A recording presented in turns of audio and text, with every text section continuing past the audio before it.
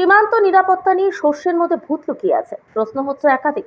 বসিরহাট মহকুমার বসিরহাট থানার অন্তর্গত ঘোজাডাঙ্গা সীমান্ত থেকে দুটি ট্যাঙ্কার লরি বাংলাদেশি ভিআইপি ব্যাগ লোডিং করে মুম্বাইয়ের উদ্দেশ্যে রওনা দেয় রাত্রিবেলা। কিন্তু প্রশ্ন হচ্ছে, ভারত সরকার থেকে যেখানে নিষেধাজ্ঞা জারি করা হয়েছে, সেখানে বাংলাদেশ থেকে শুধুমাত্র মাছ ও তেল জাতীয় জিনিস ছাড়া অন্য কোনো পণ্য ভারতে প্রবেশ করবে না।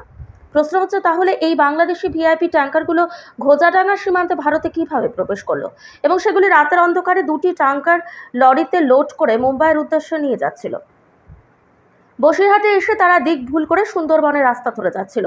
বসিরহাট থানার অন্তর্গত সাতচুরা বাজারের কাছে আসতেই বৈদ্যুতিক তারের সঙ্গে ট্যাঙ্কার লরির সংঘর্ষ হয়। ইলেকট্রিকের তার ছিঁড়ে রাস্তায় পড়ে। প্রাণের রক্ষা পায় পথ চলতেও দাঁড়িয়ে থাকা বেশ কিছু মানুষ।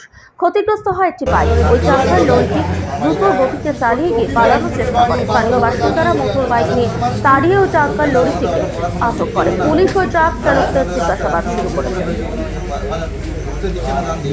বাম দিয়ে যে গাড়িটা ঘোরাতে হবে তো তাহলে এই দিয়ে বেরিয়ে যাবে, মানে এই রাস্তা তোরা যেখান থেকে আমরা হাসলাম এতটা লোক, এই দাঁড়া দাঁড়া দাঁড়া তুই তুই দাঁড়াতিস, তোর কারো ক্ষতি হইতো না, এই ক্ষতিটা হইতো না। আজ এই সেলিব্রিটিগুলো বলি গেলে কি হইতো,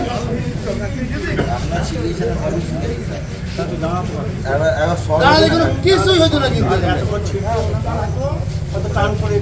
তারপরও হাঁপছি, ওর টেনি বেরিয়ে যাচ্ছে, ওর রেহুস নেই যে আমি টেনে পালিয়ে বেরিয়ে যেতে পারবো না। এবার আমি হাসপাতালে ফোন করেছি গোপাল বাবু না, ঠিক আছে সব ঠিক আছে,